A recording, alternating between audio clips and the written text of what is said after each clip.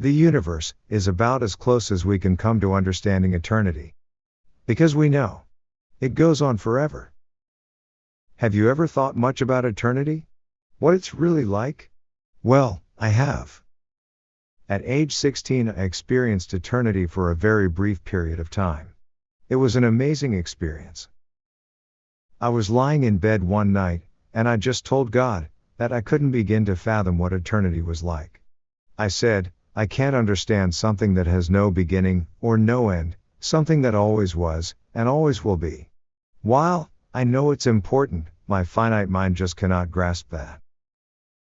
Immediately I was caught up into an unexplainable atmosphere where I briefly experienced eternity. I felt as if I was traveling through the universe at a high rate of speed. Stars and galaxies floated by me, yet never came in contact with me. I was startled and became afraid, and quickly backed out of that experience, back to normalcy. I wish I had not voluntarily opted out so quickly, but it was more than my 16-year-old mind could take. But I never forgot, and will forever know, the reality of eternity. It made me realize that even though I am a tiny part, I am also a very important part of God's plan in His universe. And so are you. We're going to do things a little different here at the Understanding Store. We are going to take a slightly different approach, so we can gain a better understanding of eternity and God's purposes for mankind. We're going to look in a little more depth at God's goals and intentions for man, the earth, and the plan that includes all of His creation. God has an eternal plan, and that plan has seasons, and it has fullness of times for each of those seasons. There are times in each season when everything is ripe for the fulfillment of some purpose of God. I believe that we are entering one of those times, and it is essential to know and understand who we are, and what we are capable of doing. In this series, we're going to be looking at the wonderful and exciting journey that the sons and daughters of God make when they understand that they have a habitation and a position in eternity. We will start in eternity past and see how we began our journey with God, and then move on to eternity present, and what we can be accomplishing now. And then look at what I believe is in store for us in eternity future. And it's not sitting on a cloud playing a harp.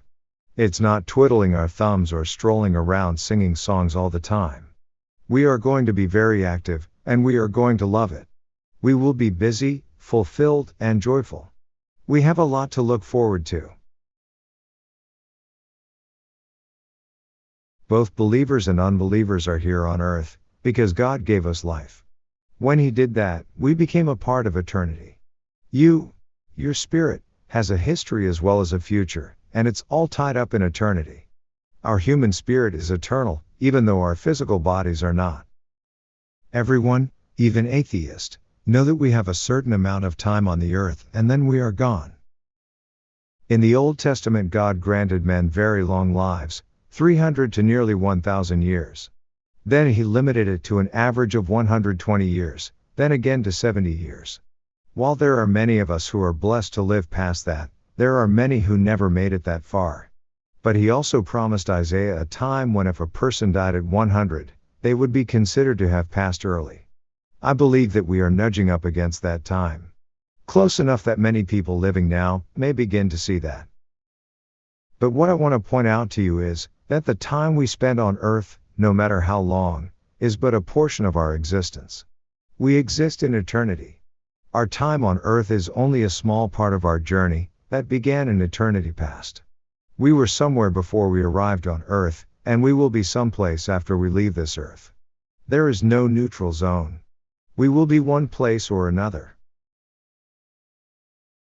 The first revelation that I want you to get is that you are eternal.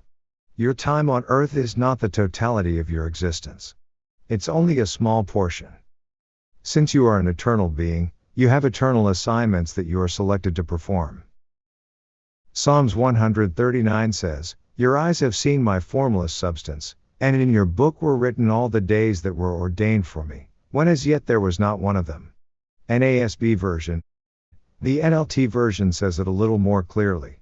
You saw me before I was born. Every day of my life was recorded in your book. Every moment was laid out before a single day had passed. That book in heaven has your complete destiny written in it. It contains all the assignments He has designated that you are chosen to accomplish.